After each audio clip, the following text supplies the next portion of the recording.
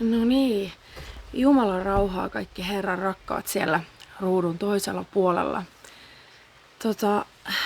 Mä oon Hanna Laine ja mä koin tuossa parin päivän aikana jo, että Herra laski mun sydämelle, että mä puhuisin vähän tästä, että jos olette kattonut mun ja Jarin näitä viime videoita, mitä ollaan tässä tehty, mistä ollaan puhuttu seurakunnan palusta Jumalan sanaan, Jumalan sanan mukaiseen linjaan. Ollaan puhuttu Jumalan järjestyksestä seurakunnan kokoontumisissa ja ollaan puhuttu siitä, että mikä olisi niin Jumalan tahto seurakunnan toimintaan ja kaikkeen seurakunnan Kristuksen ruumiin jäsenien niin kuin löytyminen, oma paikka ja kaikki se, mistä ollaan teille puhuttu ja mitä ollaan opetettu.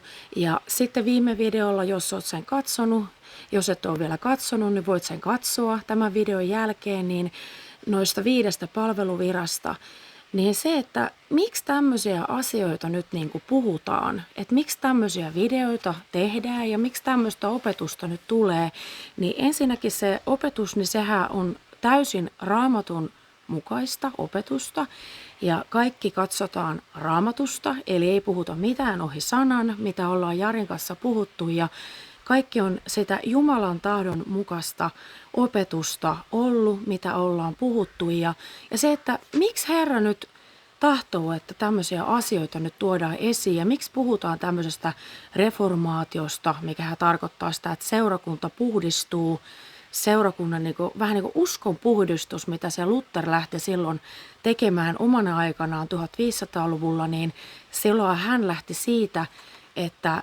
että yksin armosta pelastutaan, yksin uskon kautta Jeesukseen, Kristukseen. Eli se, että kun Jeesuksen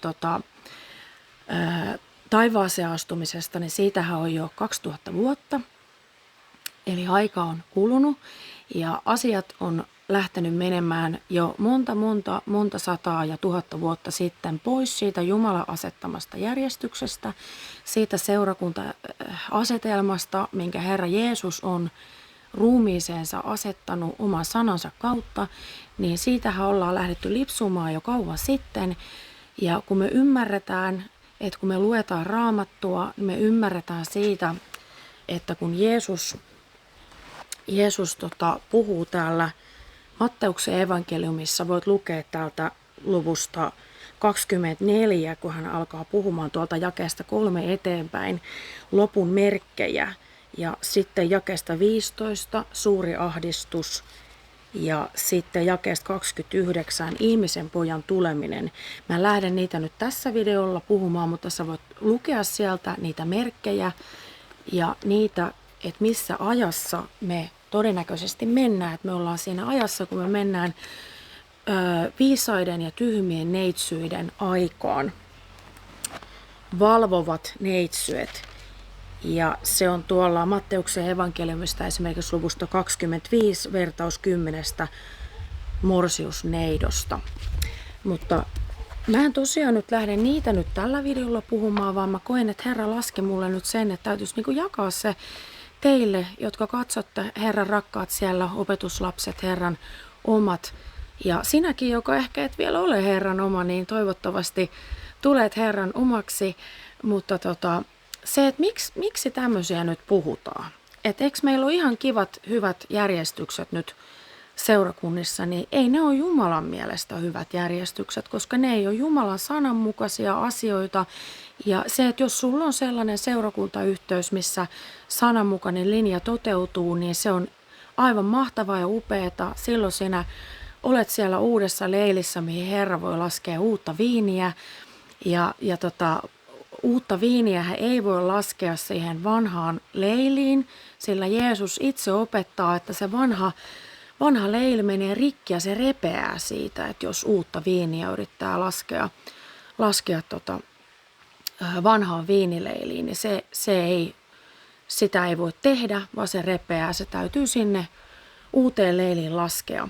Ja sillä ei ole väliä, että kuinka kauan joku yhteys on ollut, vaan se, että jos on pysynyt niin kuin Jumalan hengen mukaisessa, sanan mukaisessa, että pystyy niin kuin ottamaan sitä vastaan, mitä Pyhä Henki haluaa nyt tehdä. Eli hän haluaa puhdistaa oman seurakuntansa Kristukselle valmiiksi puhdistettu, ihana, puhdas morsian Jeesusta varten. Kun Jeesus on tulossa pian takaisin, niin nyt on aika palata Jumalan sananmukaiseen linjaan ja kaikessa toiminnassa, että me oltaisiin niitä valvovia neitsyitä, että sitten kun Herra Jeesus tulee takaisin, niin ovi aukeaa meille ja me pääsemme sitten siitä ovesta sisään ilojuhlaan, riemujuhlaan, sillä Jumalalle tärkeintä on se, että me ollaan kuuliaisia hänen sanallensa ja ollaan niin kuin Daavid, että ei olla niin kuin Saul, joka oli tottelematon Jumalan sanalle ja sen tähden Herra hylkäsi Saulin, Herran henki hylkäsi Saulin ja Herra hylkäsi Saulin kuninkuuden ja valitsi Daavidin, jolla oli sydän Jumalan puoleen, niin Israelin seuraavaksi kuninkaaksi. Eli ei olla niin kuin Saul, vaan ollaan tottelevaisia Herran sanalle. Ja mä voisin tästä nyt ihan ensimmäitteeksi, mulla on tässä sydämellä, että pari tämmöistä profetiaa, mitä Suomelle on Herra antanut. Ja kaikki profetiathan tulee koetella ne sanalla. Onko ne sananmukaisessa linjassa, ja mä koen, että nämä kaksi on sellaisia mitkä mä haluan tässä nyt ihan lukea, ja ne on yhteneväisiä. Ja ensimmäinen, minkä mä tässä nyt jaan, on tällainen, oikeastaan tämä on tämmöinen enkeli-ilmestys, minkä arkkipiispa Gustav Johansson on saanut 1920-luvulla. Turun tuomiokirkossa tämmöinen enkeli-ilmestys, ja mä luen nyt tästä. Eli eräänä myöhäisenä pimeänä iltana vuonna 1920 Gustav Johansson oli iltakävelyllä. Hän käveli tuomiokirkon ohi ja havaitsi sen kirkkaasti valaistuna. Uteliaana hän meni katsomaan sisälle, että mikä tilaisuus oli vielä näin myöhään.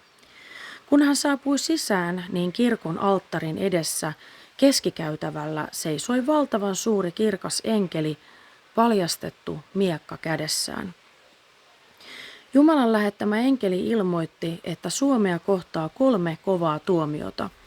Ensiksi miekan kärki kastuu, toiseksi miekka menee puoliväliin ja kolmanneksi miekka menee kahvaa myöten. Kansasi tulee kokemaan 3 tällaista miekan iskua ja näkemään 3 suurta sotaa, jolloin miekka isketään Suomeen. 1 isku on jo tullut, eli tuolloin 1920 vuonna, mutta 2 on vielä tulematta.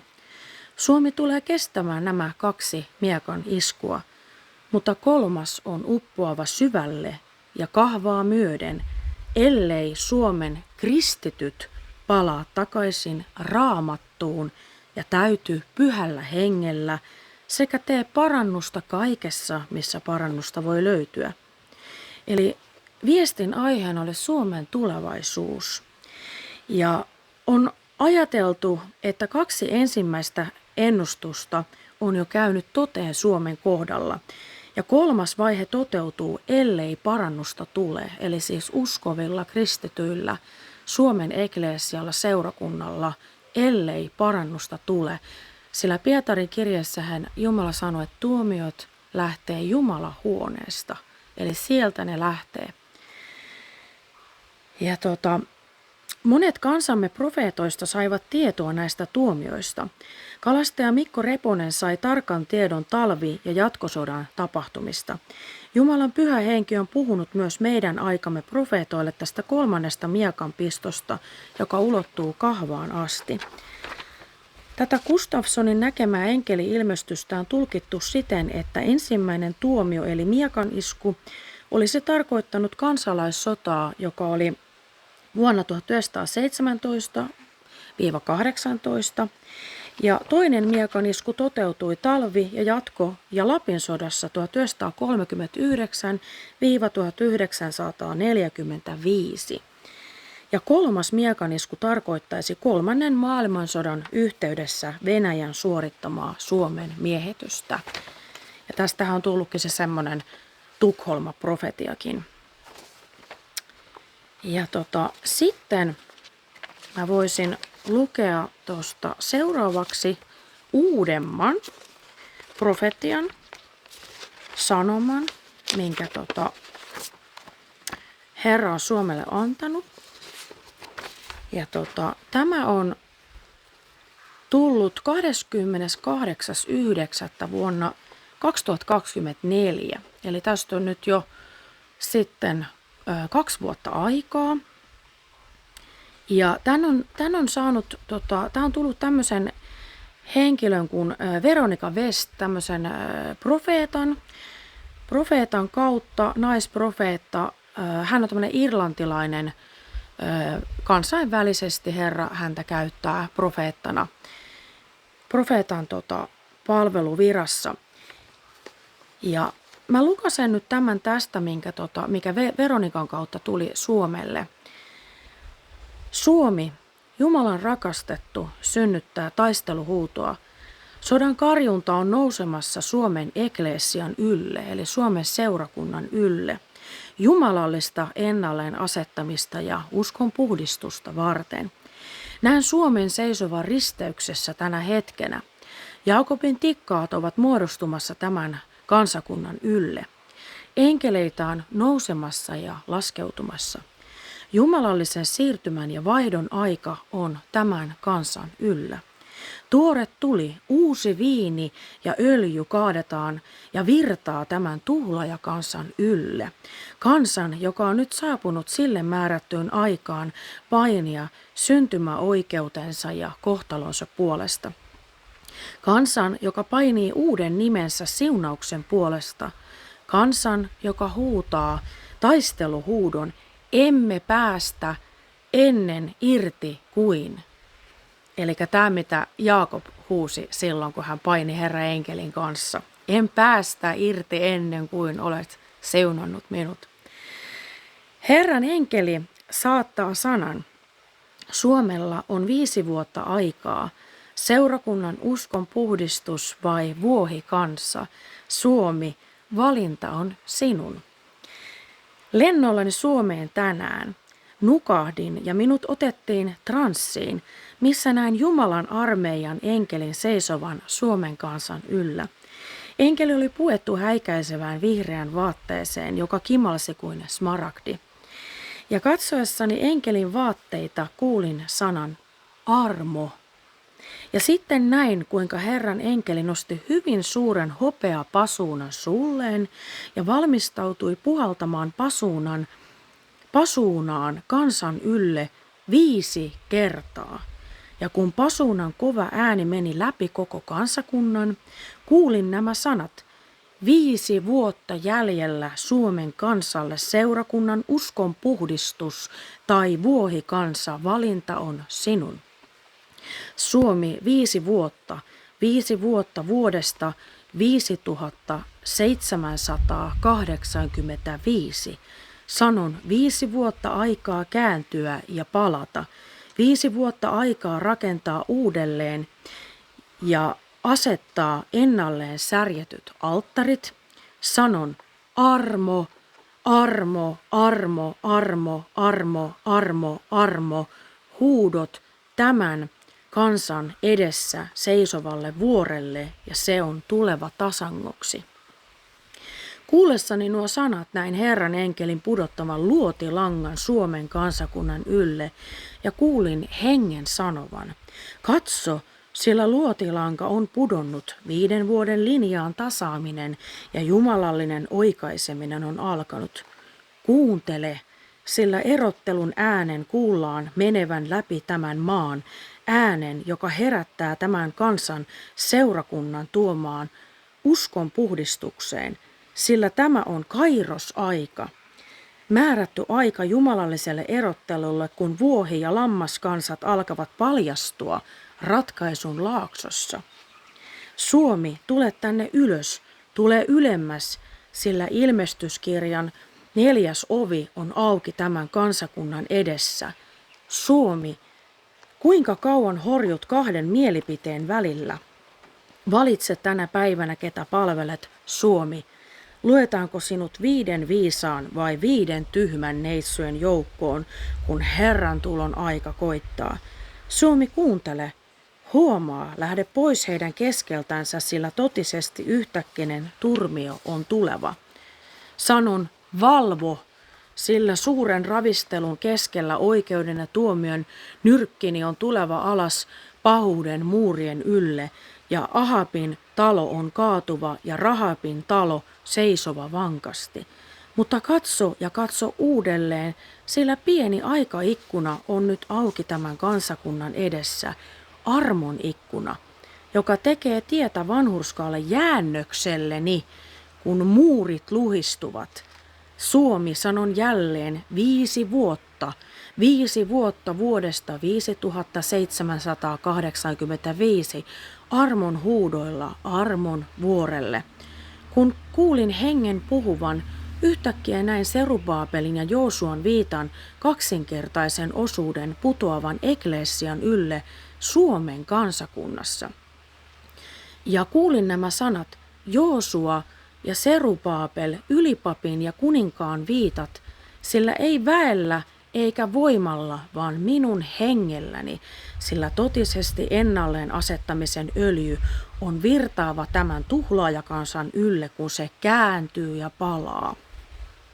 Ja sitten kuulin, katso, sillä kansa, jonka ikeenä kerran oli pelko ja häpeä, tullaan kruunaamaan kuninkuuden voimalla ja auktoriteetilla, ja sille annetaan ylipapin voitelun viitta, joka kantaa ennalleen asettamisen öljyä seurakunnan uskonpuhdistukseen kansakunnille.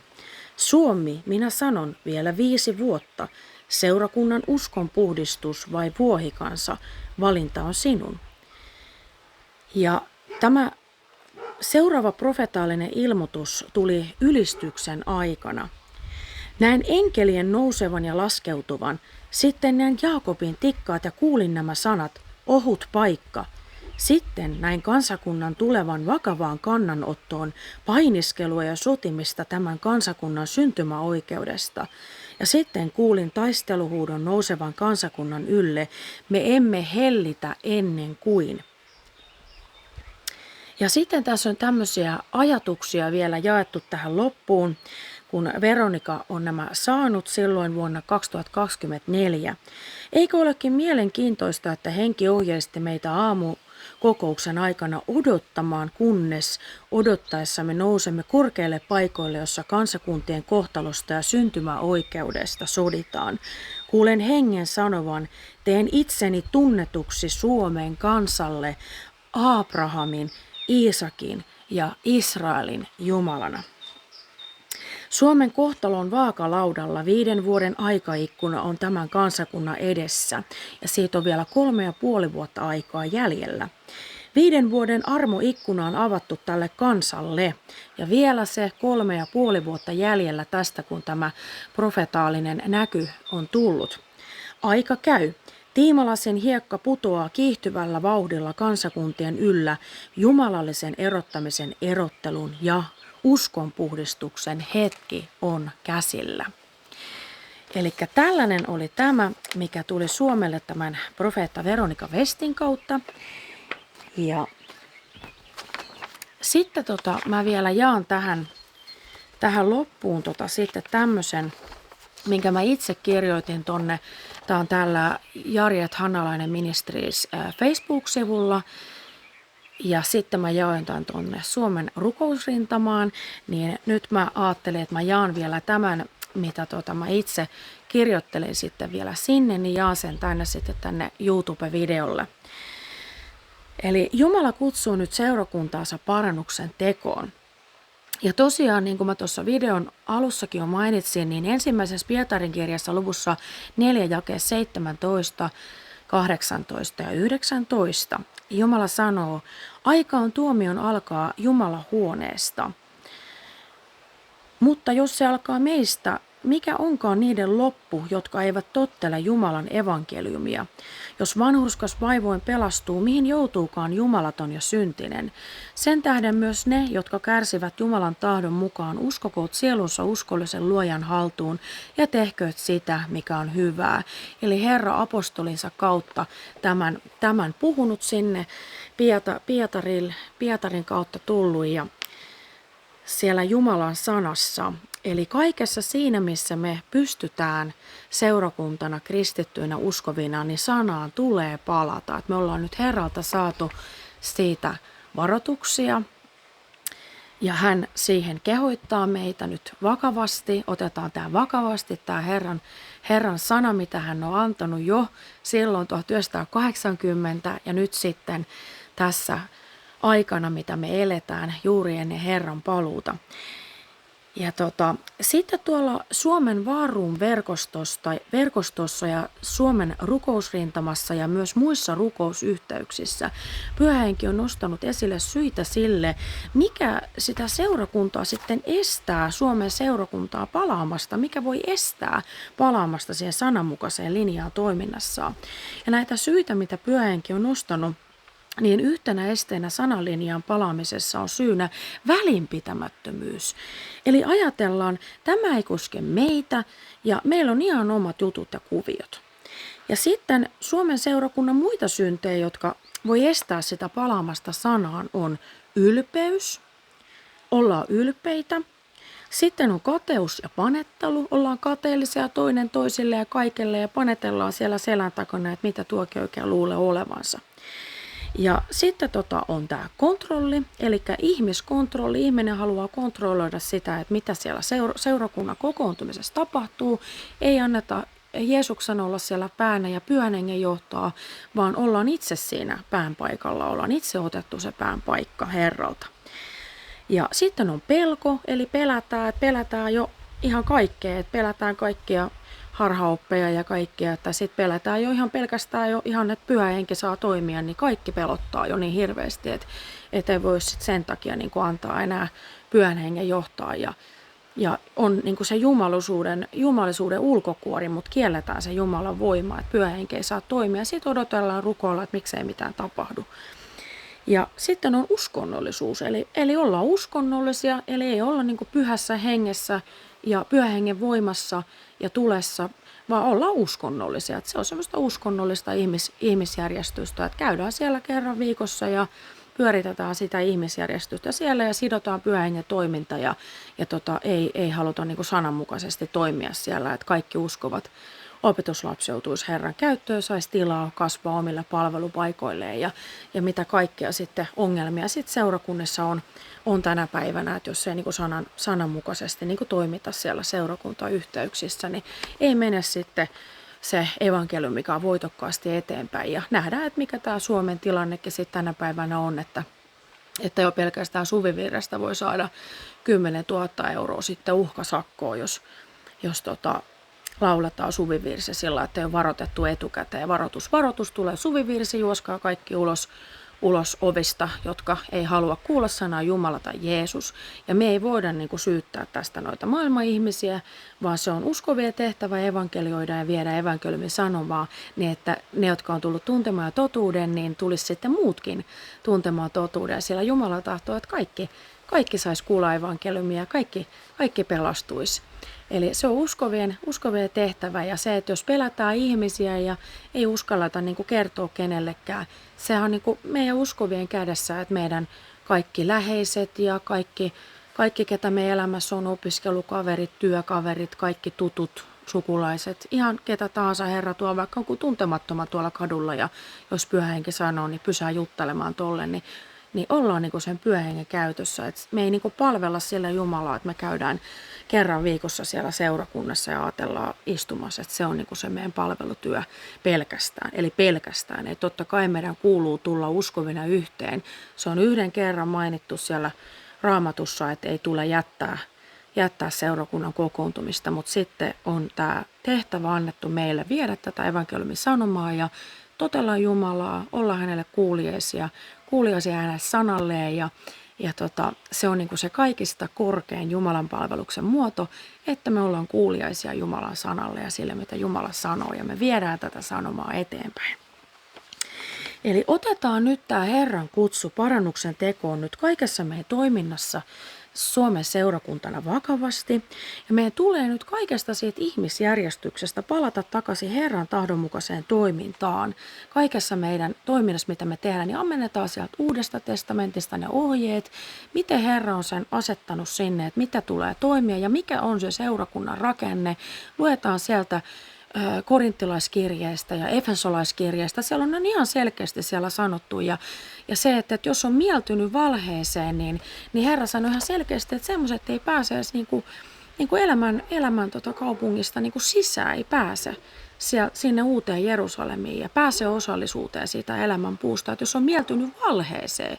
Eli valhe on se, että mitä Jumala ei sanassansa sanoo, ja se miellyttää enemmän kuin se Jumalan sanan totuus. Eli kun se Herran paluu noutamaan valvovia neitsyytään ja puhdistettua hänen seurakuntaruumistaan, se lähestyy hänen morsiantaan. Eli otetaan tämä vakavasti. Ja tosiaan kun ilmestyskirja, niin se päättyy ihan näin, koko Raamattu päättyy näin. Ilmestyskirja luku 22, jakeesta 10 eteenpäin. Ja hän sanoi minulle, älä sulje sinetillä tämän kirjan profetian sanoja, sillä aika on lähellä. Vääryyden tekijä tehköön edelleen vääryyttä, saastainen saastukoon edelleen, vanhurskas tehköön edelleen vanhurskautta ja pyhä pyhittyköön edelleen.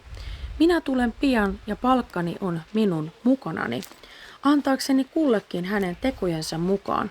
Minä olen A ja O, ensimmäinen ja viimeinen, alku ja loppu.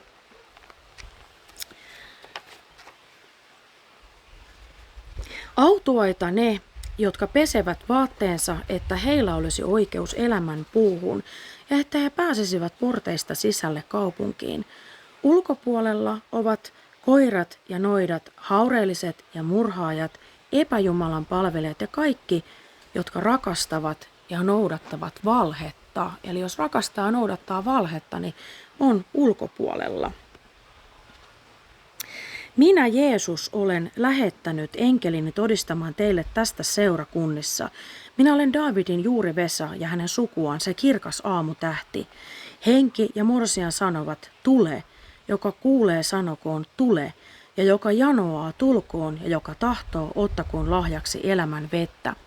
Minä todistan jokaiselle, joka kuulee tämän kirjan profetian sanat, jos joku panee niihin jotakin lisää, panee Jumala hänen päälleen ne vitsaukset, jotka on kirjoitettu tähän kirjaan. Jos joku ottaa jotakin pois tämän profetian kirjan sanoista, ottaa Jumala häneltä pois sen osan, joka hänellä on elämän puuhun ja pyhään kaupunkiin, joista tässä kirjassa on kirjoitettu. Hän, joka todistaa tämän, sanoo, totisesti minä tulen pian. Aamen, tule Herra Jeesus. Ja vielä sanon itse tähän lisään, eli Maranata, tule Herra Jeesus. Herran Jeesuksen armo olkoon kaikkeen kanssa. Ja mun mielestäni tähän on hyvä lopettaa, tähän mihin Raamattu päättyy.